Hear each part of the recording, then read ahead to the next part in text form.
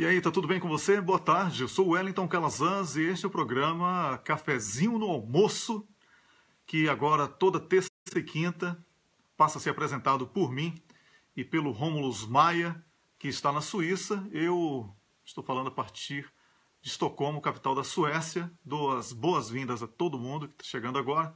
Rômulo já chegou e é por isso que eu já vou adicioná-lo.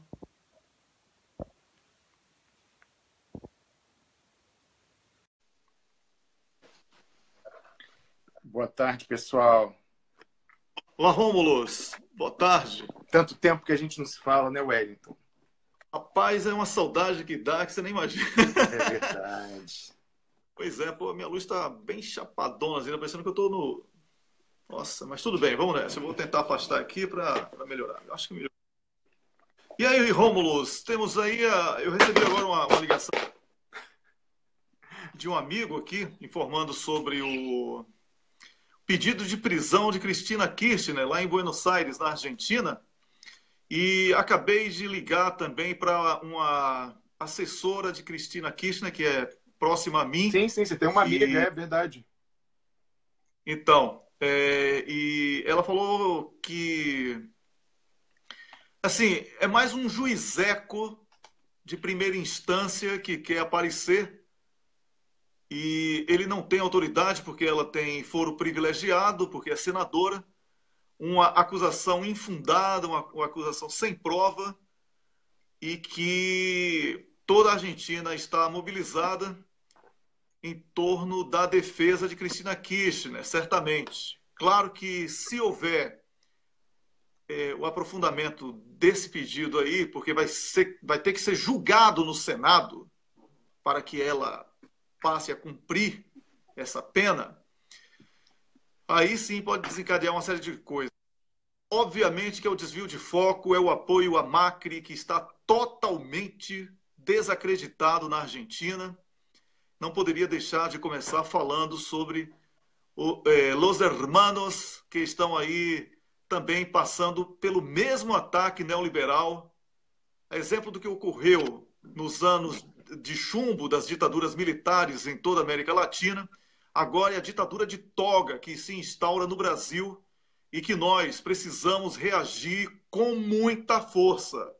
Juízes não estão respaldados pelo voto popular para que saiam por aí de forma arbitrária, nem na Argentina, nem no Brasil, nem em Honduras, nem no Paraguai, nem em lugar nenhum, agindo da forma como estão. É clara a intervenção norte-americana e dessa vez com o apoio dos fundos de investimento, sobretudo o fundo norueguês do petróleo e a União Europeia, na tentativa de transformar a América Latina, toda ela, em colônia outra vez. Tá? A nossa independência faz muito mal a esses países ditos de primeiro mundo, mas de primeira mesmo nesses países existe o mau caratismo, o discurso distante da prática. Eles defendem uma teoria e praticam outra completamente contrária. Então, eu estou com outras fontes também na Argentina, acabei de falar com uma dessas fontes muito boas lá, e vou depois conversar com alguns jornalistas para trazer mais detalhes sobre esse pedido de prisão, mas desde já eu digo que não é uma prisão que vai ser consumada imediatamente. Detalhe, hoje é um dia de grande concentração popular na Praça de Maio. Você sabe exatamente do que se trata, onde as pessoas protestam até hoje pelos crimes da ditadura. E a concentração de hoje, um dia especial, algo especial vai acontecer, eu não recordo aqui, porque foi uma conversa muito rápida que eu tive, porque foram minutos antes aqui de entrar no ar no programa, mas essa concentração, ela também poderá ter sido o motivo desse pedido, para desviar o foco do debate sobre punição, ditadura lá da Argentina. Tá? Então, o recado foi dado e Cristina Kirchner teve essa ordem de prisão decretada porque é uma senadora recém-eleita que já começou a fazer oposição política de verdade, conseguiu inclusive impedir a taxação dos vinhos argentinos, que iria essa taxação prejudicar demais a produção do vinho argentino, que gera milhares de empregos lá no país vizinho. Rômulo, mais uma vez os meganhas partem para cima de professores e voltaram a cena Wellington, um breve comentário, só duas coisas que eu queria falar sobre essa notícia. Eu não estava sabendo, você me informa aí em primeira mão, esse pedido de prisão contra a ex-presidente da Argentina e senadora Cristina Kirchner.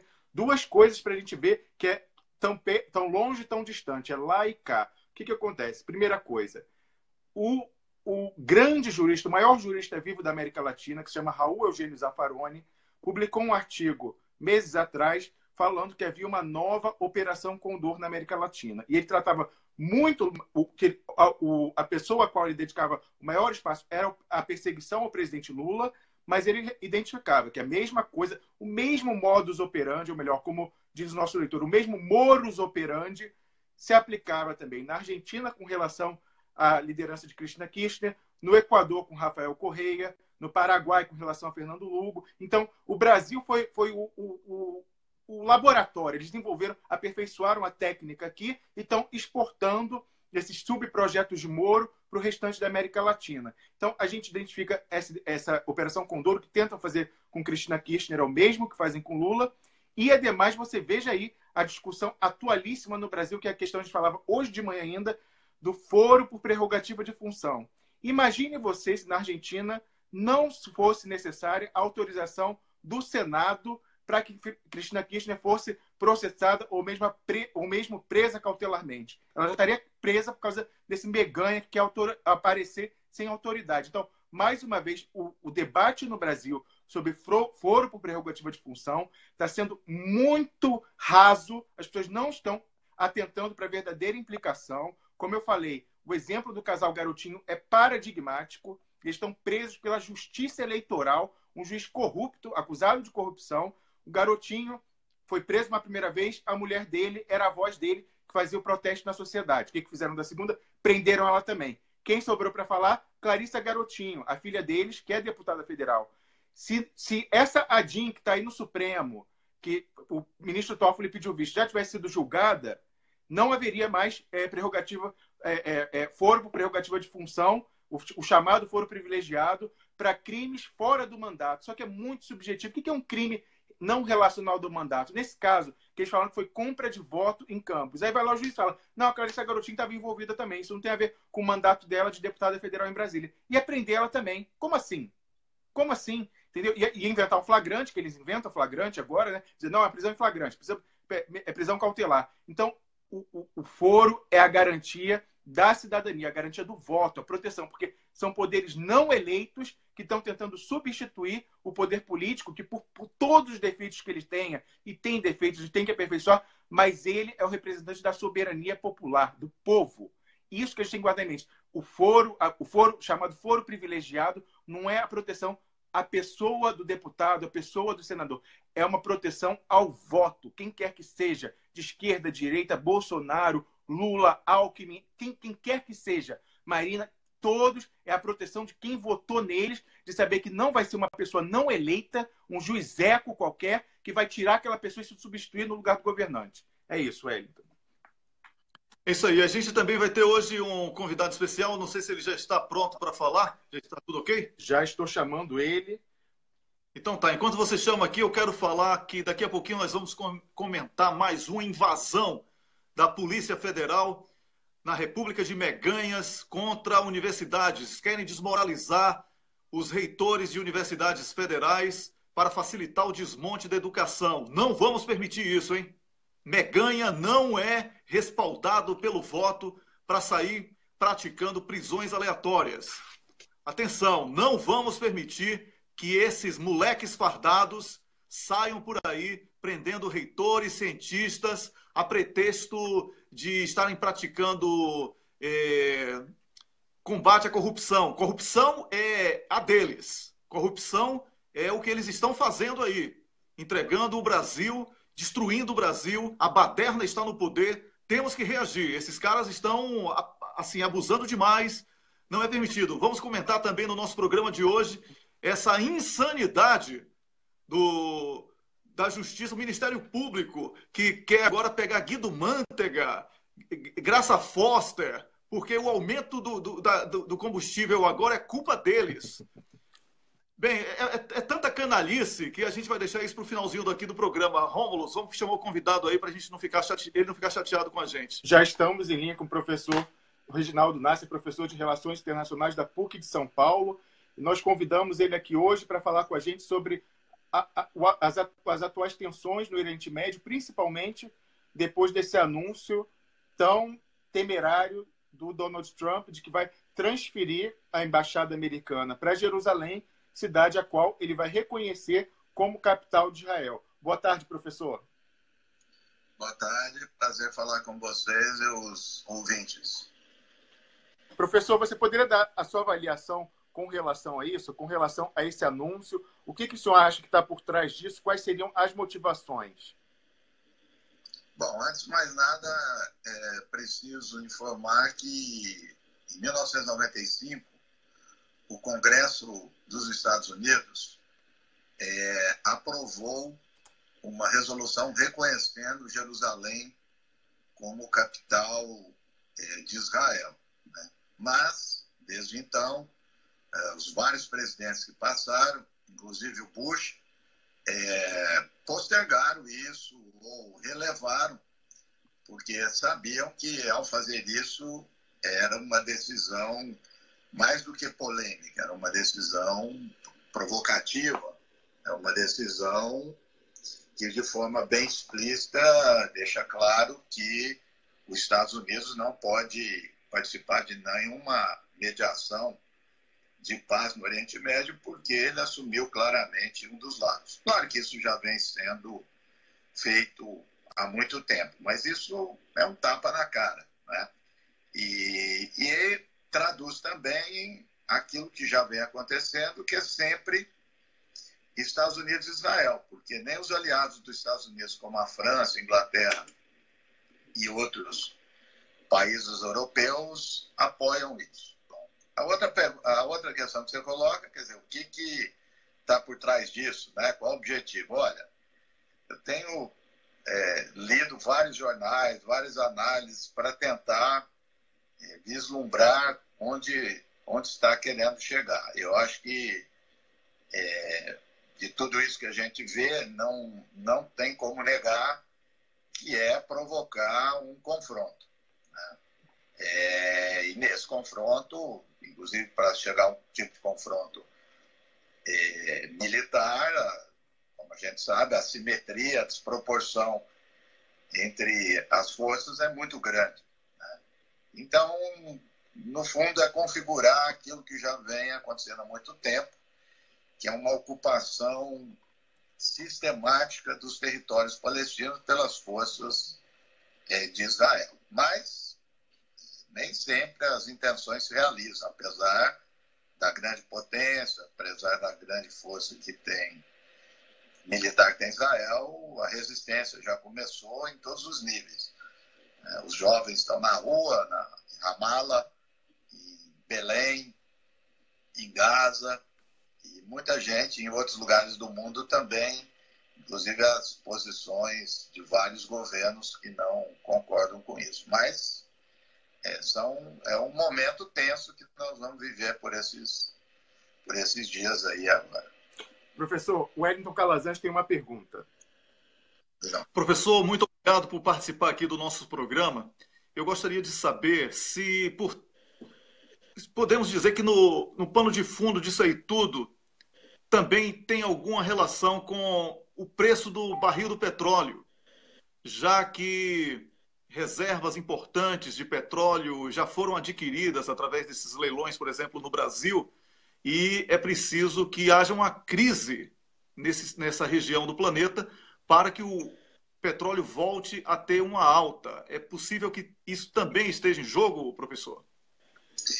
Eu acho que quando se trata de qualquer questão do Oriente Médio, não tem como eliminar uma das variáveis, que é o petróleo, né? Impossível.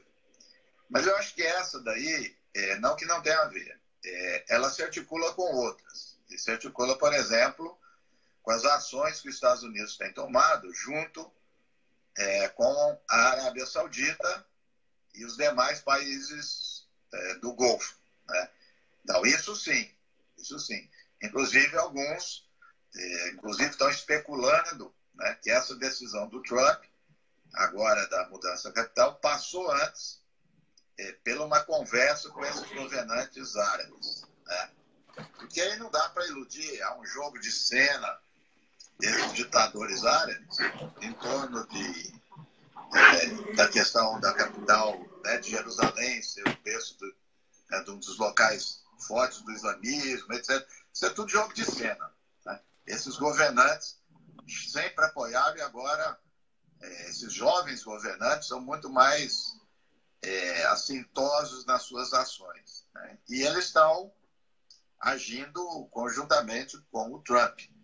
Então, isso que você está falando tem a ver também com o posicionamento da Arábia Saudita de um lado e do Irã de outro, né? Em toda a região do Oriente Médio há uma grande disputa, né? E, sem dúvida nenhuma. Professor, como você bem colocou, há uma disputa geoestratégica ali na região pela hegemonia entre o bloco xiita liderado pelo Irã e o bloco sunita liderado pela Arábia Saudita. Mas o senhor poderia falar brevemente, para quem está nos ouvindo, não tem familiaridade com esse conflito, os desdobramentos recentes com aquela espécie de golpe dentro da Arábia Saudita, com um novo príncipe herdeiro se tornando o poder de fato ali, e ele que parece ser mais agressivo, menos consequente nas suas ações. Então a gente teve aí o sequestro do premier do Líbano pouco tempo atrás, teve a intervenção da França, uma confusão para resolver, e aí agora o senhor diz que muito provavelmente, isso é quase certo, que a Casa de Saúde, lá que governa a Arábia Saudita, deve ter dado um assentimento para que Trump fizesse esse movimento. O senhor poderia explicar esse pano de fundo mais recente do conflito Irã-Arábia Saudita? Sim. A Arábia Saudita, e eu, quando falo Arábia Saudita, quase todos os países ali em torno, Catar, Bahrein, etc., são satélites dos Estados Unidos, né? Os Estados Unidos investem na região, principalmente desde a década de 90, com a invasão do Iraque, as 2 vezes, e todas as outras ações, muito relacionadas com a Arábia Saudita, a questão do petróleo, armas. Então, ele é, ao lado de Israel, o grande aliado ali dos Estados Unidos. E em torno aí do processo da Primavera Árabe, né, que houve uma derrubada de vários ditadores e também instaurou a possibilidade de roubar outros, inclusive o da Arábia Saudita, passou-se a haver uma disputa pelo rescaldo desse processo, né, de quem influencia. Então, o Irã e a Arábia Saudita são os grandes contentores dessa disputa aí. E passa por tudo, passa pela influência em vários países, passa pelo petróleo, passa a geopolítica militar. Então, eles disputam palmo a palmo. A questão do Líbano revela isso, né? No Líbano, o Hezbollah é uma força política importante, faz parte do governo, é bom que se diga isso, e o Hezbollah é apoiado pelo Irã, né? E aí o Líbano sempre é um equilíbrio de forças, né, entre sunitas, xiitas, maronitas, né, e drusos. Eles se equilibram aí num pacto, né? E a Arábia Saudita sempre tentando influenciar, e agora está tentando, mais do que influenciar, colocar o pé lá dentro, e ensaiou aí um golpe, né, com o Hariri, né, que é o caso que você contou, mas parece que foi revertido. De toda forma, revela a intromissão da Arábia Saudita. Mas há um outro fato também importante, recentemente, foi a visita, né, do Trump à Arábia Saudita. Eu não me lembro se foi um dos primeiros países do Oriente Médio que ele fez a visita após ser presidente. Eu acho que foi o primeiro. E logo após essa visita, a Arábia Saudita reuniu todos os países ali do Golfo, menos o Catar, para condenar o Catar de terrorismo. Foi um ato também muito estranho, muito extemporâneo, assim, do príncipe. E a acusação de que o Catar apoiava terrorismo, etc. Mas, na verdade, o Catar está meio que saindo das garras da Arábia Saudita, e apesar de ser sunita. Então, isso que eu vou entrar no tema, porque às vezes essa questão de sunita, xiita, ela é muito mais uma construção do que, na verdade, revela os interesses econômicos e militares dos países, porque o Catar é sunita e está se aliando ao Irã, está fazendo grandes empreendimentos em extração de gás, né? Está fazendo outros acordos de cooperação técnica, científica, etc. E a Arábia Saudita ficou contra isso e obteve o apoio do Trump. Também isso parece que já foi revertido, porque o Catar também é um entreposto importante para os Estados Unidos. Enfim, tudo isso que eu estou dizendo é um momento de muita disputa, né? Na Guerra Fria se chamava em inglês proxy wars, né? Guerras patrocinadas. Né? Então, ou guerras por procuração também pode se traduzir, né? Por procuração patrocinadas, né? Quer dizer, no fundo, o que isso significa? Significa que as grandes potências, ou as potências regionais, não se envolvem diretamente no conflito e bancam outras, né? Bancam grupos, bancam partidos, bancam outros atores para fazer isso por eles, né? Que é o que está acontecendo em todo o Oriente Médio. E, infelizmente, quem paga o pato é a população. Professor Wellington Calazans tem mais uma pergunta. Professor, para encerrar minha participação nessa entrevista, eu gostaria de ouvir a sua opinião, porque o líder do Hamas, ele falou há pouco que esta decisão de Trump sobre Jerusalém pode significar uma nova intifada. Qual a sua opinião sobre isso? Não, sem dúvida nenhuma. Quer dizer, porque, na verdade, o que a gente está vendo já há algum tempo na Palestina, e tanto a primeira como a segunda intifada trouxeram isso, é a sociedade civil palestina participar, né? Mais do que Hamas e a autoridade palestina, eu estava vendo há pouco as imagens ao vivo, são jovens, são de 10 anos, 15 anos de idade, 18, 19, não passa de 20 anos. Um grupo de jovens, que é um percentual muito grande da população palestina, vive em péssimas condições e já não suporta isso. De outro lado, revela também a própria falta de representatividade que tanto Hamas como a autoridade palestina vem tendo já há muito tempo, né? Então, isso, de um lado, é complicado, porque ainda não tem uma força organizada para representar esses palestinos. Então, da mesma forma que as mobilizações são de massas, né? O problema seguinte é como organizar, né? Mas está, sem dúvida nenhuma, pelo que a gente está vendo esses dias, há uma grande possibilidade de uma terceira intifada, sim, né? Sem dúvida nenhuma. Professor, o nosso tempo está se concluindo. Eu queria só, me despedindo do senhor, perguntar se o senhor concorda com uma avaliação que eu tenho visto aqui na imprensa francófona, na imprensa em francês, que eles dizem que isso foi muito mais uma medida de política interna do que de política externa, que o Trump visaria com isso agradar a sua base fundamentalista cristã, que é super pró-Israel, mas pelos motivos errados, porque você sabe que os evangélicos fundamentalistas, eles acreditam que para o Messias voltar e haver o fim do mundo, o juízo final, é necessário que todos os judeus do mundo voltem a morar em Israel, e aí então haverá o juízo final, metade dos judeus aceitará o Messias, a outra metade não aceitará e vai para o inferno. Essa é a razão deles, teológica, pela qual eles querem que o Estado de Israel prevaleça, cresça, seja o maior possível. E, ao mesmo tempo, a gente sabe da força do lobby israelense, mesmo na política interna americana. O senhor concorda com essa avaliação? Tem um grande componente de política interna aí? Não, claro, não tem dúvida nenhuma. Aliás, quando se fala da política dos Estados Unidos para Israel, é basicamente política interna, né?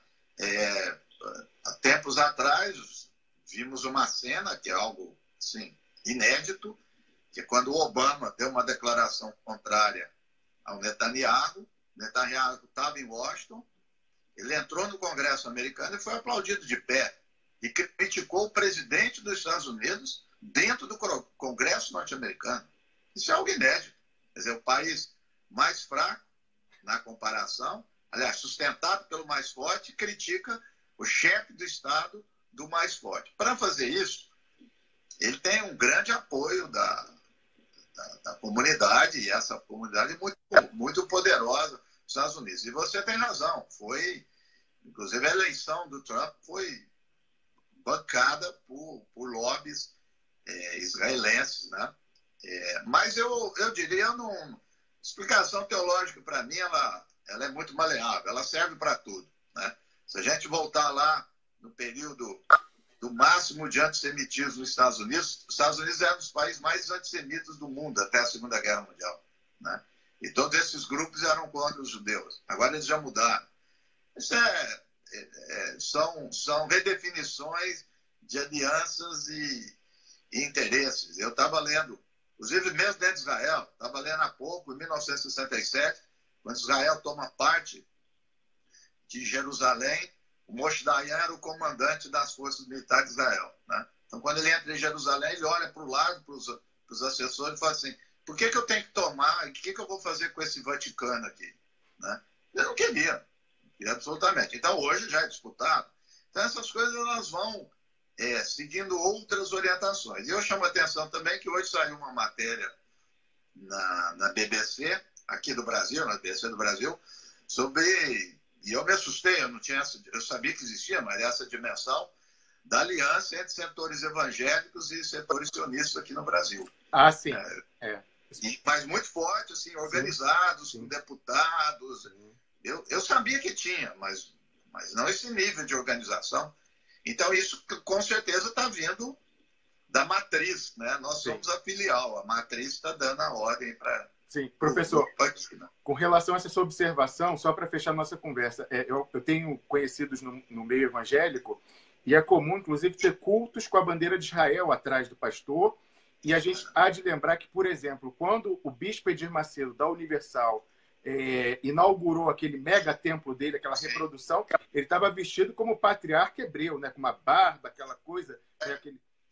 E o mármore que vai para entrar nas questões materiais. E o mármore que ele trouxe é de territórios ocupados da Palestina. Olha só. Professor, agradeço imensamente sua participação. Deixo já um convite para o senhor retornar uma próxima vez, porque certamente nos próximos dias e semanas esse assunto continuará, né, no topo do noticiário, porque realmente a gente espera uma escalada da tensão, não é isso? Com certeza. O Oriente Médio nunca fica em paz. Aí pode contar comigo que for preciso. Tá certo. Muito obrigado pela participação. Boa tarde para o senhor. Boa tarde. Pois é, obrigado aí, Romulo.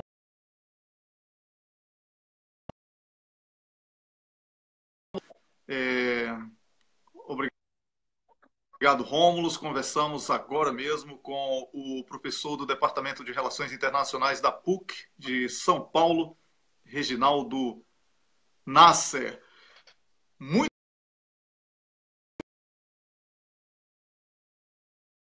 bom aqui, desculpe, está entrando a ligação.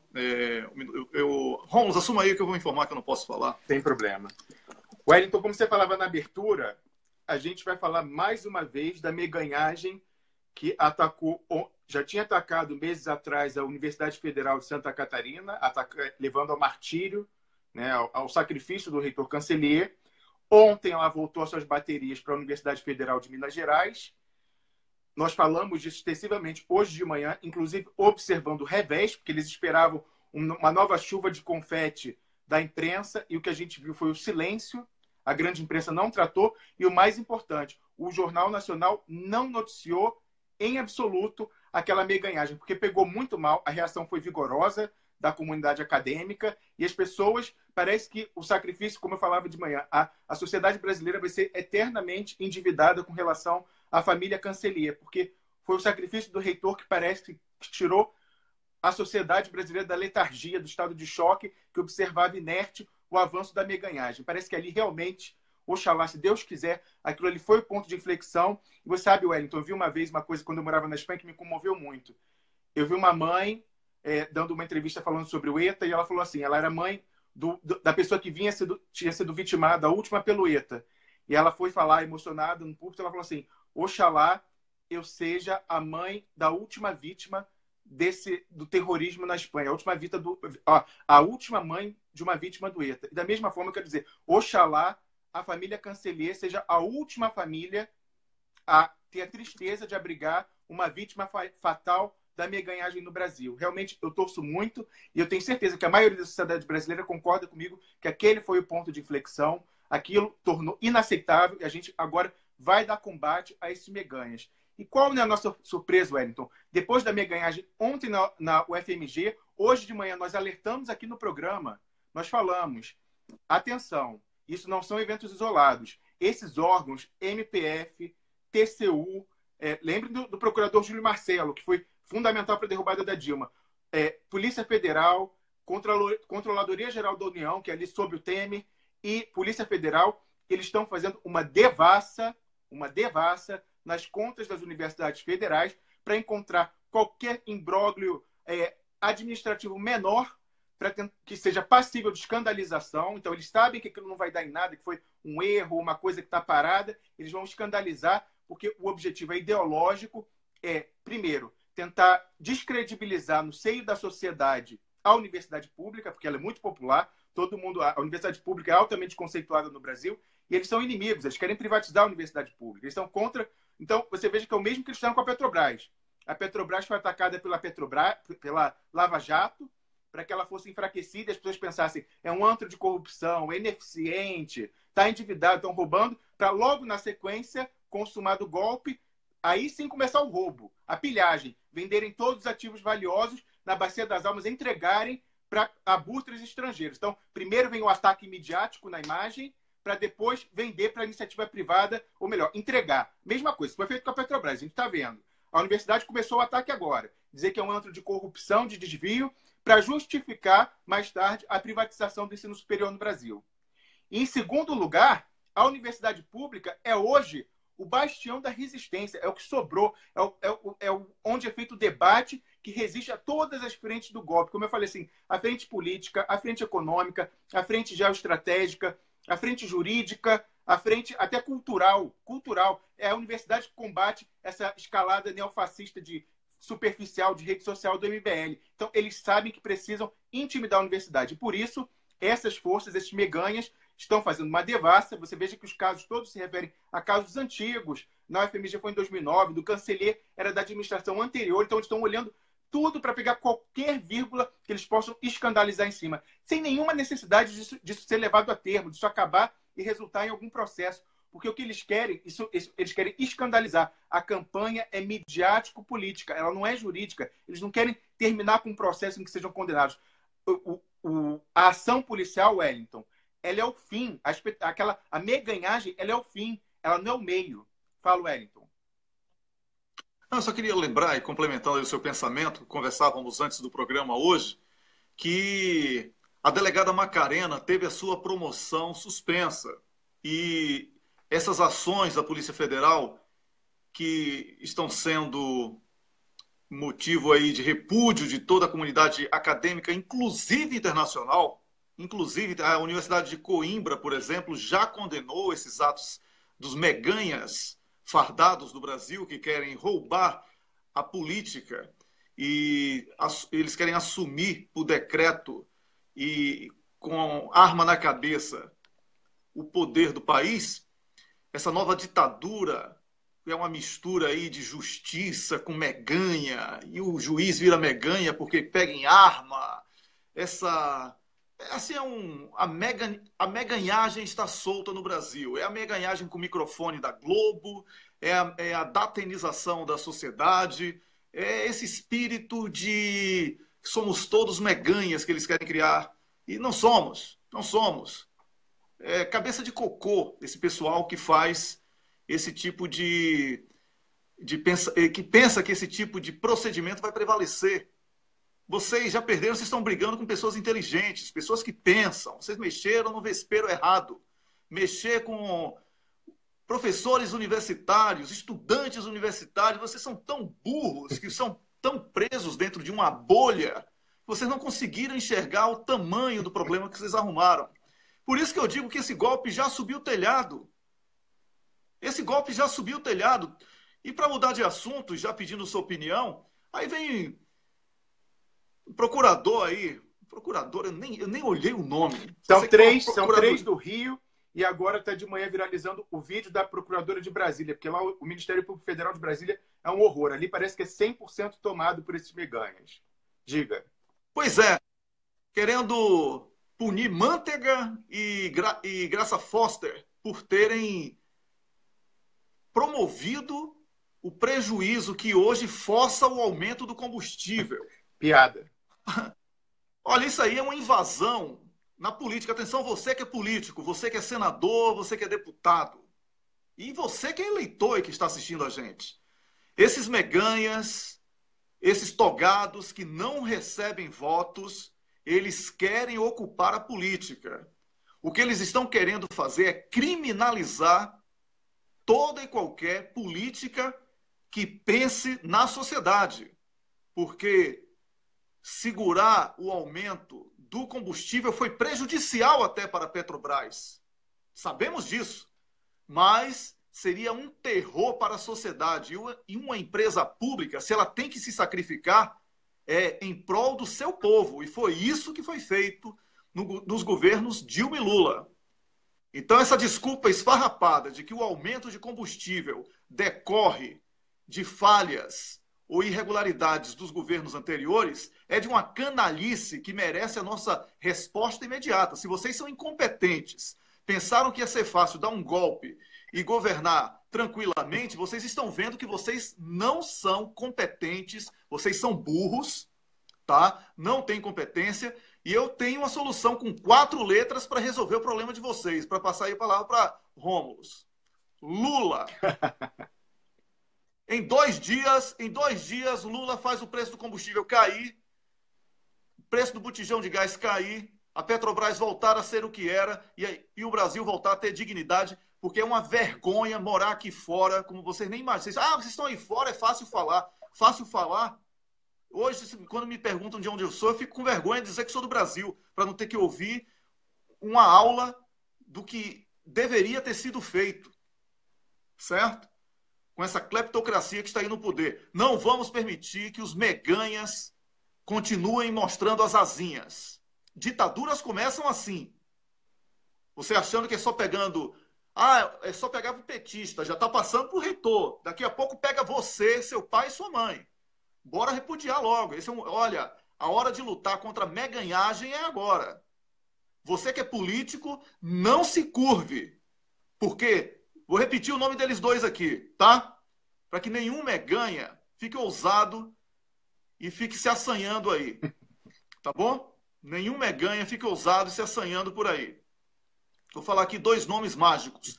Juca Bala e Dário Messer.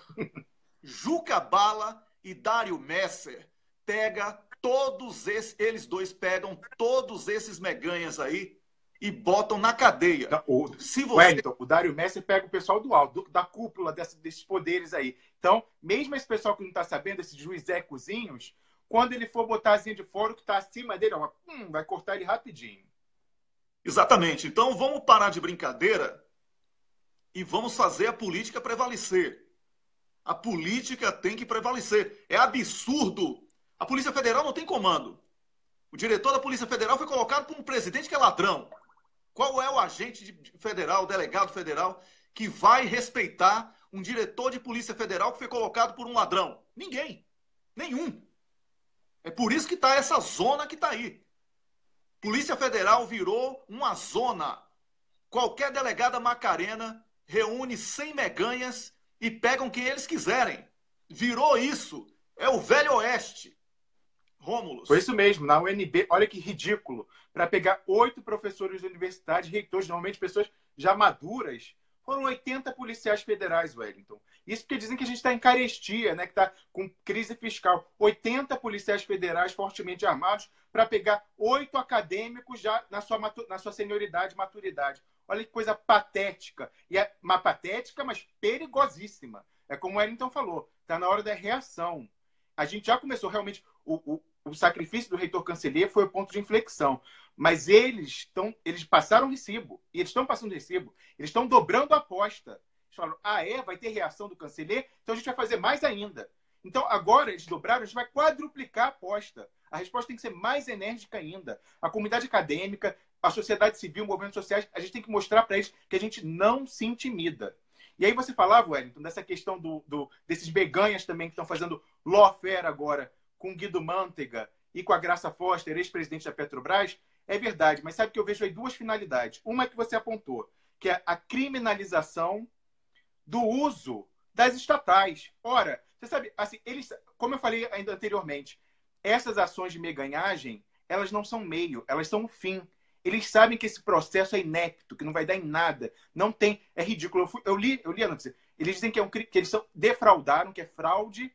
Aí eles alegam que era porque o congelamento era para a eleição, mas eles falam que foi uma fraude e que não observou os interesses comerciais da Petrobras. Ora, por que a Petrobras é estatal? É justamente para o acionista controlador, que é a União, fazer considerações estratégicas, olhando o conjunto da sociedade, os objetivos estratégicos do Brasil, e assim definir a política comercial mesmo da Petrobras. O governo, o poder político, sabe qual é a prioridade. É por isso que a Petrobras é estatal. Se for para ela se comportar como uma empresa privada típica, não há razão dela ser estatal. Isso é óbvio. Mas essas pessoas são tão burras que elas acham que isso é um argumento bom. Elas dizem, olha, isso prejudicou comercialmente a estatal. Eu, por exemplo, pessoalmente, discordei dessa medida do congelamento de preços que foi levado. Mas a Dilma foi eleita. Eu não fui eleito. E a procuradora também não foi. Então, se a Dilma foi eleita e ela achou que aquela era a prioridade, ela está exercendo o seu poder constitucional. Ela foi eleita para isso. Fale, Wellington.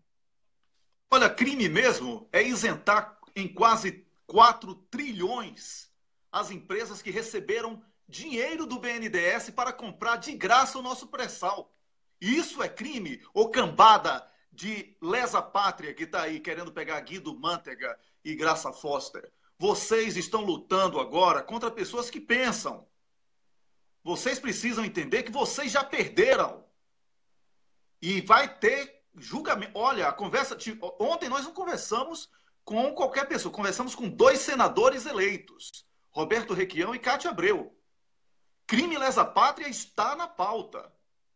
Crime lesa-pátria está na pauta. Tá bom? Vocês estão praticando crime lesa-pátria. Vocês estão defendendo uma cleptocracia. O Brasil não é a Arábia Saudita. Certo? Cheio de petróleo e com aqueles reizinhos e príncipes fabricados pelos Estados Unidos para repressão do povo, enquanto os americanos enchem os cofres com o petrodólares. O Brasil não é isso. O Brasil tem 206 milhões de habitantes e apenas 1% está lucrando com esse golpe.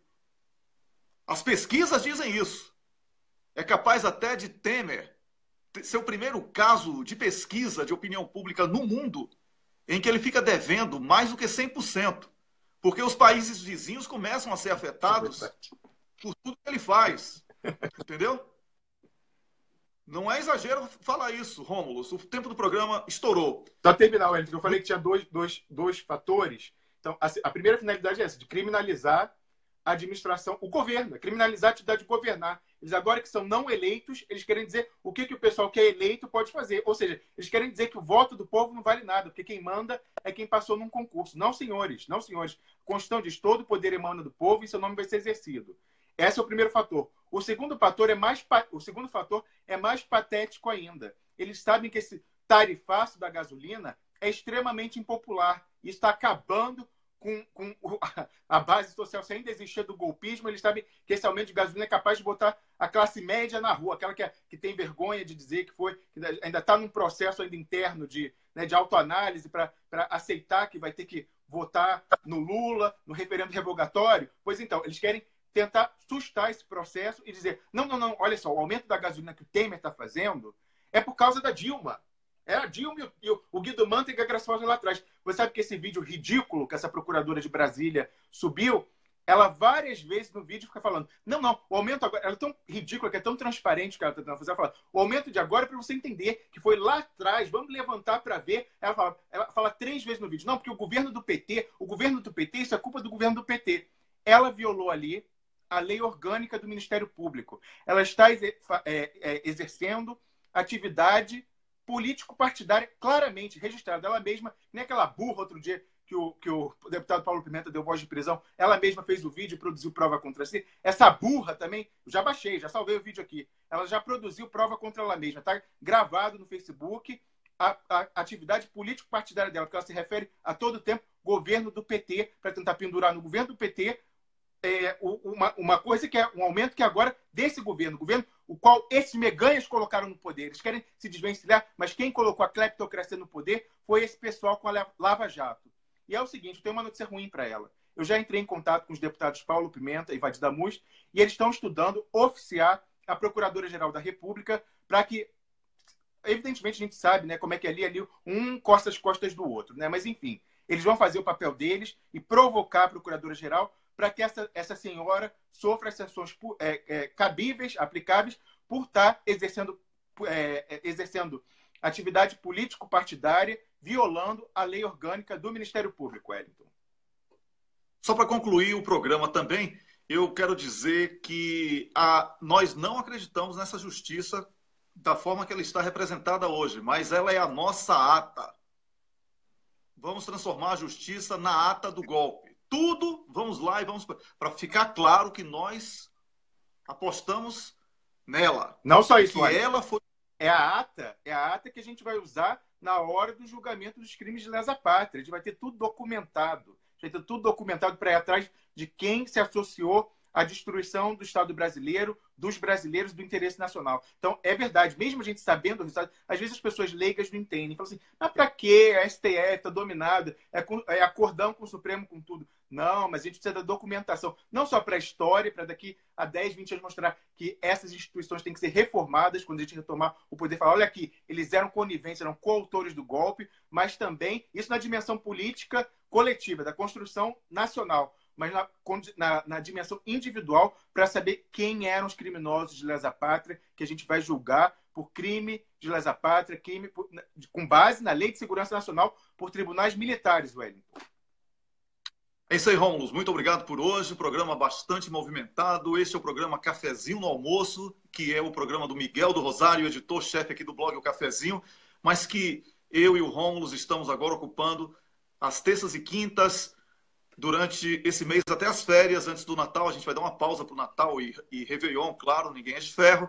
E é um prazer estar aqui, uma responsabilidade enorme, substituir o Miguel no espaço que é dele. Mas estamos procurando fazer o nosso melhor dentro das possibilidades. Um abraço. Isso aí, Miguel. Só lembrando, Miguel está lá mandando bala, escrevendo texto, porque tem gente que não vê vídeo. Então a gente tem que chegar a todo mundo. E Miguel está lá mandando bala. E é isso aí. É isso aí. A gente amanhã volta às 6 da manhã com mais um programa Expresso da Manhã. Obrigado, Rômulo. É sempre um prazer estar aqui com você. Igualmente. Tchau, tchau. Até logo. Um abraço para você que acompanhou.